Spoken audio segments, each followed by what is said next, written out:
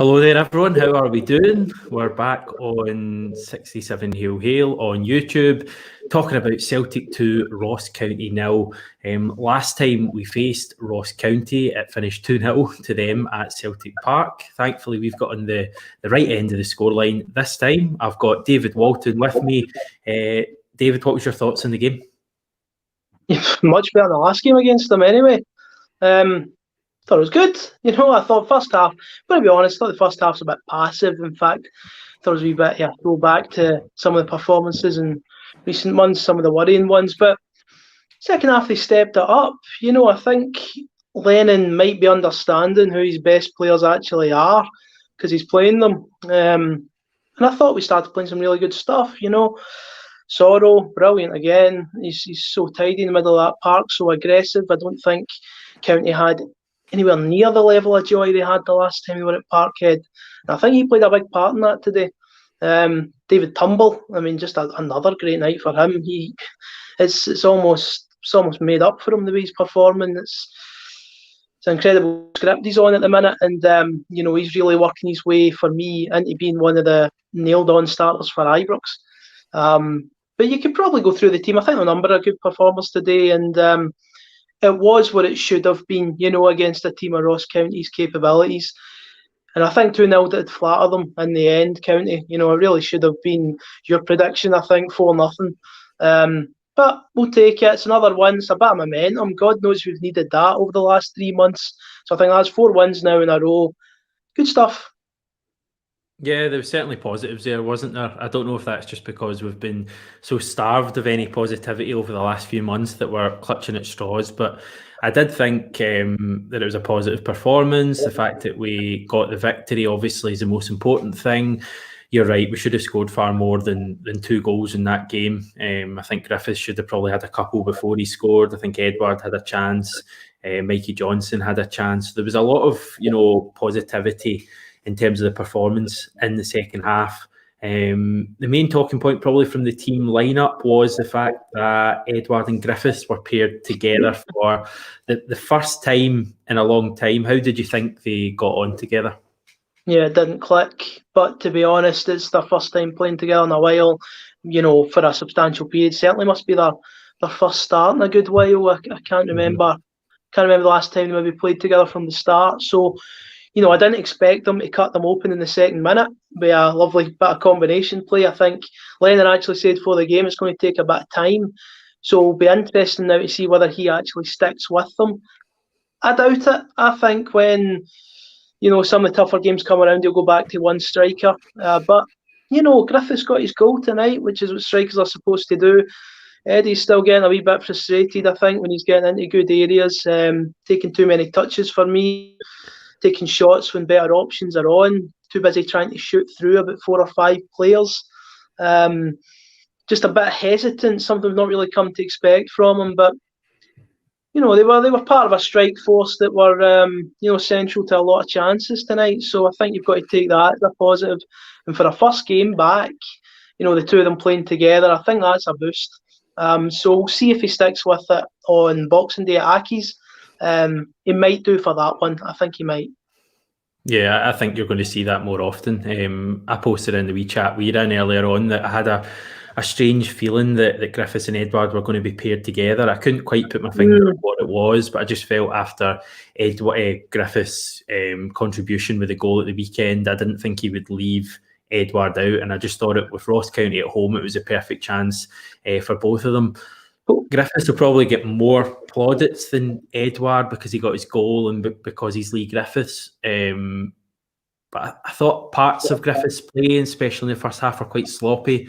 Passes and stuff kind of going astray. But people have got to remember that when Griffiths came back into the first team at the start of this year, in January, everyone spoke about Griffiths and Edward being amazing. But the truth is that it took them a good few games. I was at the first game at Firhill and they weren't great together. And then Kilmarnock a few days later, they weren't great, but there was a few signs there. And it wasn't until, a few weeks down the line when we played the likes of St Johnstone, other games after that when they really started, clicking together. So I think it's just a case of getting them game time together, starting on Saturday, going into the Dundee United game as well. And then obviously the big one at Ibrox, because for me, those two have to start at Ibrox. What do you think? I don't think he's ever doing that. No chance. Why? I can't see it. I think it's too drastic for Lennon to do. I think it's too bold and ambitious for Lennon to do. I think he'll go with one up front. He's won at Ibrox with one up front before. But that hasn't worked. Hasn't worked over the last 4 or 5 games against them. And Edward and Griffiths wasn't working earlier on in the season, and he dropped it. I just think that, for me, by the way, I'm not saying that that's something I wouldn't do, but by all means, have a go at that Rangers defence. I think it's garbage and nowhere near what it's cracked up to be. But I think Lennon will do it. No, I don't. I think he'll go with Edouard. I think he'll put Griffiths on the bench. And I'm still not too sure Lennon will appreciate Griffiths' comments at the weekend, to be honest. Something about the tone of it, for me, I don't think was maybe the right one to take. I think there was a lot of frustration coming out of Griffin that. And I just don't think Lennon will stick with him at Ibrox. Not unless he has a couple of storming performances, maybe, against Accies and I think Dundee United after that. But we'll see. But just going by Lennon's track record, especially in these derbies, I don't even know if he's started with 2 up front in any of them since he's come back. So I'd be really surprised if he thinks to himself, I'm going to do it now. Especially the fact that for me the defence still looks pretty vulnerable. Yeah, I think that's a fair point, and I still think there are real worries there for me that weren't soothed by the fact we're playing Ross County. You've got to remember Ross County, bottom of the table, new manager and all of that kind of stuff. However, I do want to obviously focus on the positives because Celtic did win tonight. I'm just laughing. I think our very own John has had a few wines tonight because he's got the 67 Hail Rains and he's commenting in there, guys. And he's posted Ismaila Soro, by the way, with a wee love heart. He was waxing lyrical about Soro during the game. Actually thought Soro started a wee bit slowly. He certainly grew into the game. He was certainly very, very good in the second half. But I suppose we have evidence of Soro being really good against good opposition in Lille, so I would have no fears about him playing the derby against Rangers. What did you think about Soro tonight? Pretty similar along your lines. I thought he started off a wee bit quiet. Didn't do anything particularly wrong for me. Maybe a couple of loose passes, maybe, but no, nothing really stood out. In the second half, he was everywhere. I don't know what happened at half time, but he maybe got talking to Neil. But my goodness, he was electric. He's so aggressive. But I think it's important we don't build up a picture that Soro's just some sort of hatchet man, you know what I mean? As if he just goes charging into opposition players. He's a good footballer as well, isn't he? I mean, some of his passing is really impressive. In fact, he's creating opportunities at times on his own as well. He's showing quite a range of traits, to be honest. Really, really like him, mate. I think Neil Lennon said the weekend he was vindicated playing Scott Brown. I really don't think he was. I would have had Soro in there against Hearts every day. And I think if we had him in against Hearts, it would have been more comfortable. But listen, I just hope Neil has learned that when the big games come around, this guy needs his opportunity. Especially, by the way, if Brown is retiring at the end of the season. Because you can't then turn to Soro and say, you've not played a big game for us yet, pal, but you're going to be his replacement. You know, I think now is the time to start getting them experience of some of these big games. And Ibrox, especially maybe no fans there, it's a chance to almost ease them into that fixture. And he's certainly earning it. He's putting himself a lovely wee run of form together before the game. And why not, mate? Because every game is starting. You've got to remember he's played against Lille, who, in my opinion, are certainly a better team than Rangers. You know, that's a team who are right at the top of the French top flight. And he was probably the best player in the park, well, second best, other than David Turnbull, in my opinion, that night. So he's a guy who can handle playing against good sides. And Rangers are a good side. So no doubts about throwing him into that. Obviously, we'll touch on that more when the game approaches. But I thought Soro was good tonight. I thought Callum McGregor was really good tonight, and I don't think that's any coincidence that playing next to Soro, he's a much better player. It was a point that Ewan made on the channel, the fact that McGregor isn't doing two jobs. He's not trying to cover for Scott Brown and also play his own game. And I thought, Soro's role allowed McGregor to be far more attacking. Jackie McNamara always talked about the fact that he thinks McGregor could almost play one up as almost a number 10, because that's where he plays so much of his good football. And you saw that tonight with a lot of really neat passes into, Edouard's feet in behind I think he had one for Griffiths that Griffiths should have scored at the start of the second half. So I thought McGregor was great. I thought David Turnbull was great again. You've already touched on it, but he's a guy who's just fitting seamlessly into that first team. And you look at when those three have played together, I think they've played 3 games now together. That's Soro, McGregor, Turnbull. They beat Leo. Fair enough, they conceded a couple of goals, but we still won that game. They beat Killie 2-0, and they beat Ross County 2-0 tonight. So I think there's evidence there that is the midfield 3 we should be going with going forward. Yeah, well, certainly for now, because none of the 3 of them are underperforming. It's all about, picking players that are doing well, Hamish, picking the players who deserve to be on the team. McGregor, and again, I'm wary of going all in on Brown. I really hate doing that. But I think McGregor will feel a bit more freedom knowing that he's got a midfielder alongside him in Soro that will sit back and the game won't bypass him. I watched Hearts. Some of the 1-2s they played past Brown was pretty embarrassing, especially in the second half. It was like pub football at times, the way Brown was standing there and being 1-2'd. So Soro, you just don't get that. He's so much quicker. Probably a lot of it's to do with his age as well, but, he just has to be in there. That midfield 3 is impressing. It really is. There's so much energy in it.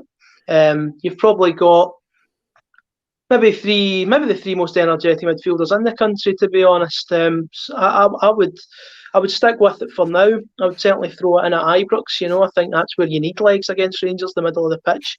So absolutely, McGregor's very good. I liked Lachal in the second half. Thought the first he was quite quiet, but the second he just again was another one that just showed his energy, wasn't he? The way he was darting forward, chasing the ball down, put a beautiful cross in that we've not really seen much of from him in the second half. I think he kind of missed everybody. I don't think anyone really ran towards it. But Lachal, when he puts a ball in, some of them can be really, really good. I'd like to see him try and deliver more from the wide areas. Same goes for his mate down the other end, Frimpong. The goal comes from an absolutely wonderful turn, doesn't it? Like, absolute top-notch stuff from him. See what happens when you actually go to the byline. Aye, but then they seem to forget all about it, didn't they? Because every time he picked up the ball again, he's cutting inside. I was doing that. I'm just going, you've got this defender on toast. Just keep running him. You're the quickest player at Celtic.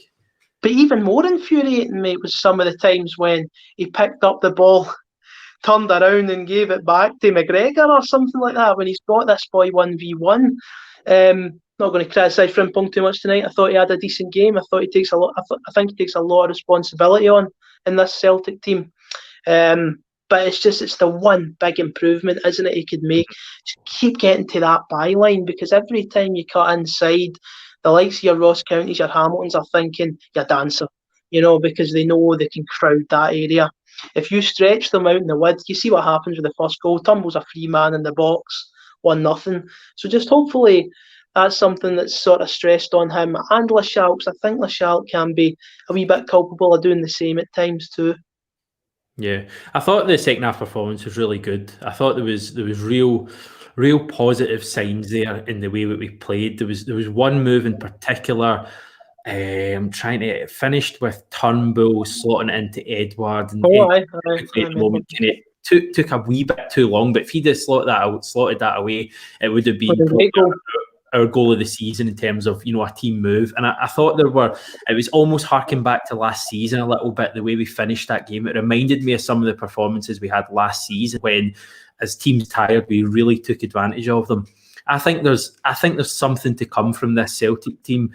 I'm not saying we're going to go and beat Rangers at the start of January and we're necessarily, going to get back to the levels of last season, but I don't feel nearly as despondent as I did a month ago. And yes, I still have massive doubts. I still don't think Neil Lennon is the guy to take us forward, but there have been improvements there, and I guess we just need to get behind this at the moment. We have to go to, I lose track of the days this time of year, but whenever Saturday, I think it is, we play Hamilton. We have to win that game. It's on a plastic pitch. It's going to be tough, but if we turn up in that game and play well, it's a game we should win. And then Dundee United back at Celtic Park, where, by the way, the pitch is looking terrible. But if we can win those 2 games, good level of performance, build on tonight, because tonight for me was the best domestic performance in a long time. If we can build on that, I give us a fighting chance against Rangers. But for me, the key is that front 2. It's Griffiths and Edouard, and it's getting those 2 firing. And I think you're right, the link-up wasn't quite there tonight. I don't think anyone would disagree with that. However, I saw a few signs, just a few, of something building there. And we know they can play well together, because at the start of the year, Griffiths was brilliant and Edouard was excellent. If we can get those 2 firing back together, I think they could save our season. But the service in them has to be just as good, and that's why I think we need to stress to the wing backs to get beyond their man and get to the byline. If you've got Griffiths and Edouard in the middle, come on, get the ball in the box and see what happens. I also like to point out some of the cameos tonight, actually, for some of the players that came on. Mikey Johnson, every time he's coming on the pitch, I get more and more impressed with him. I think he adds something nobody else in this squad's got, mate. I agree. Sheer directness and sheer skill on the ball. It's brilliant. It's not showboating, either. It's not. Neil McCann wouldn't call it disrespectful. It's really clever play. He just tries to go past his men, and he does it in such a unique style. Almost every movement he carries out is different when he's up against another defender. I really liked his performance again tonight. Yeah, that's the big thing. When he eyes up a defender, it's low centre of gravity. He can go left or right, and see if it's 70 minutes on the clock and you're a Ross County defender and you've had to deal with Edouard and Griffiths' movement. The last player you want to see coming on is Mikey Johnson, and I think he's a brilliant weapon to start. Is he ready to start at the moment? Not so sure. Not just yet. No. Offer more, but I think he's a brilliant sub to have. Yeah, and I think, you're talking about Ibrox again, wouldn't start him in that one. Of course, he's probably not played anywhere near enough football, but, like you're saying, an hour, 70 minutes, get him running at Tavernier and see what he's got. Olivier Ntcham, I don't think was too bad when he came on. I was actually quite impressed with some of his touches. Nothing too outstanding, to be fair, but I thought he was okay. I thought there was a wee bit of hunger there. Something you've not really seen from Ntcham this season. Hopefully. I think he takes it as a real insult not being in the Celtic team, to be honest. So hopefully, we're talking about our best midfield 3. Ntcham's not anywhere near it at the minute. So hopefully it can maybe spark something in him. We need some competition there. So there's a couple of good performances from the bench tonight as well. But, it's a tick in the box. The game's over. We move on to the next one. There's so much work to be done this season. Yeah. David, that sums it up, mate. Thanks for joining me again. I appreciate it. Aye, thanks, mate. And to everybody that's watching, hope you have a good Christmas. Yes, I don't get to say that yet because I've got a video on tomorrow. But yes, this is the final time you'll see that wonderful bearded man on the right-hand side of the screen there before Christmas. Before another bearded man arrives on Christmas. That's right. Right. Yes, I should say we're using a different kind of, what would you call it? A different program, I suppose. Program's not the right word. There's a better word somewhere. It's software for our live streaming. So let us know if you've found any sort of difference in the quality. I think it's been quite good.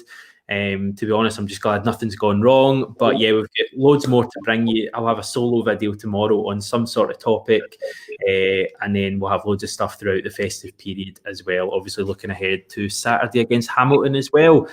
More positive signs for Celtic. Thanks for tuning in and we'll speak to you soon.